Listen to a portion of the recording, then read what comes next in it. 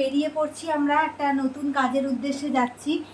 অনেক দিনের ইচ্ছে ছিল, আমার একটা ইচ্ছে পূরণ হচ্ছে বলতে পারো, শখও।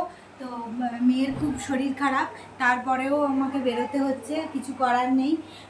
ওই বলল যে মা এই সব গুলো আর আসবে না, তো তুমি করো। তো ওর যাওয়ার খুব ইচ্ছে, তো তাই ওকে নিয়ে যাচ্ছি। এই প্রতিকূলতা, বিভিন্ন প্রতিকূলতার মধ্যে দিয়েও বেরোচ্ছি, ফিরে আসি, তারপর দেখাবো কি কি হলো কি না হলো সব জানতে পারবো।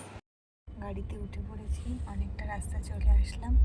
এবার ওখানে গিয়ে কি কি হচ্ছে, কোথায় যাচ্ছি, কি করছি সেগুলো দেখাচ্ছি। কোথায় যাচ্ছি খুব এক্সাইটেড আমরা সবাই, টাইমে পৌঁছতে হবে, ওটাই একটা টেনশন হচ্ছে। মোটামুটি আশা করা যাচ্ছে পৌঁছে যাব। পৌঁছে গেছি জি বাংলা রান্নাঘরের শ্যুটে। আমার 3টে কল টাইম ছিল, তাই আমরা চলে এসেছিলাম। সেদিনকে ভীষণ বৃষ্টির দিন ছিল। যাই হোক, তাড়াতাড়ি করে আমরা পৌঁছে গিয়েছি। এরপরে আমার ড্রেস আপ, মেকআপ সব কমপ্লিট করার জন্য আমাকে ওপরে নিয়ে গেছিলো।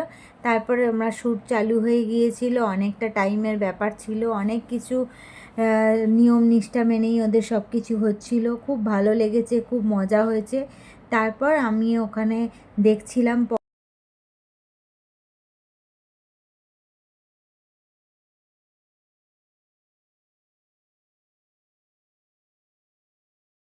তো আমার শ্যুট কমপ্লিট, অনেক গিফট পেয়েছি, সেগুলো নিয়ে আমি বেরিয়ে আসছিলাম। খুব আনন্দে ছিলাম, কিন্তু খুব টায়ার্ড ছিলাম। তো আমার এই শোটা দেখতে পাবে 11 তারিখ বিকেল 4টের সময়। আমি বাড়ি পৌঁছে গেছি।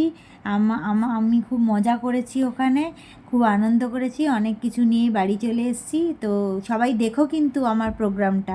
Tata, bye bye, good night.